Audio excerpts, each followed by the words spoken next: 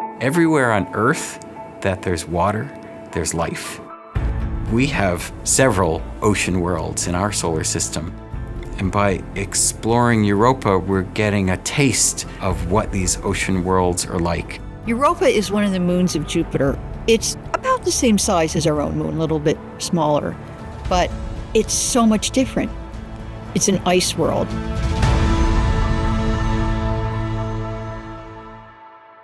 Europa probably has beneath its icy surface a global ocean of water. We think there are thermal vents in this vast subsurface ocean.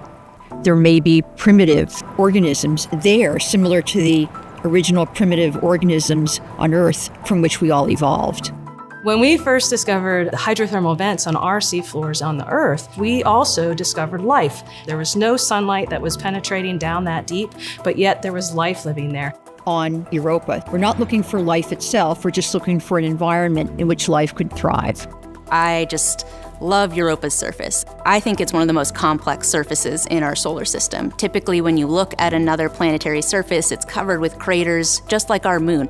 There are very few, shockingly few impact craters. So that means something is going on to erase the craters, just like happens here on Earth, and on Earth we call that geology.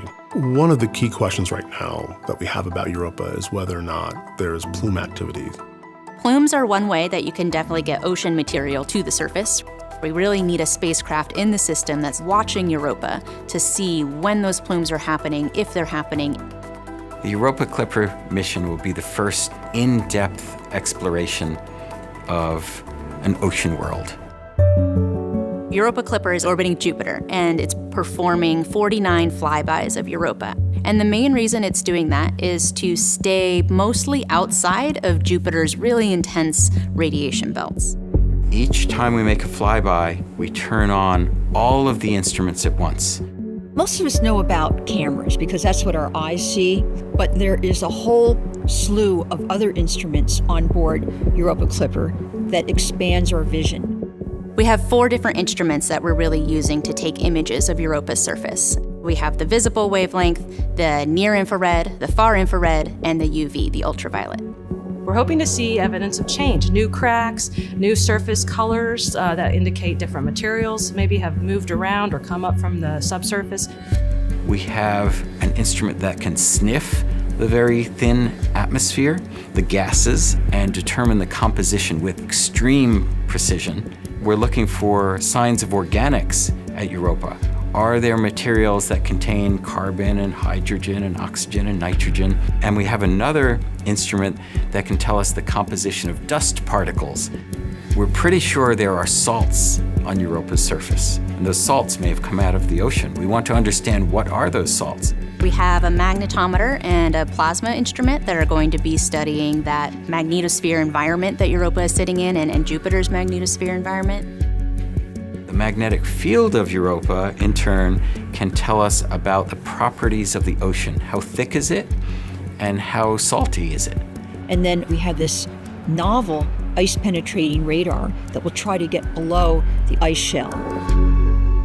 Last but not least, we have a gravity experiment using the communication system of the spacecraft, and from that we can get essentially a map of the gravity field.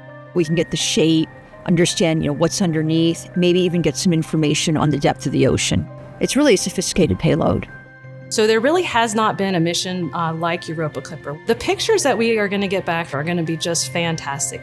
The legacy of Europa Clipper will be just a treasure trove of knowledge about this world.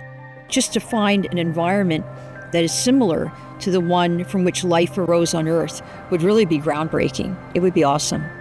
I have no idea what we are going to detect beneath Europa's icy surface, but all I know is it's going to be wonderful. We do this work of exploration for the next generation. We don't know if Earth is the only place that life got started, or if it's really common. And a really important way to get at that is to understand, is there life elsewhere in our solar system?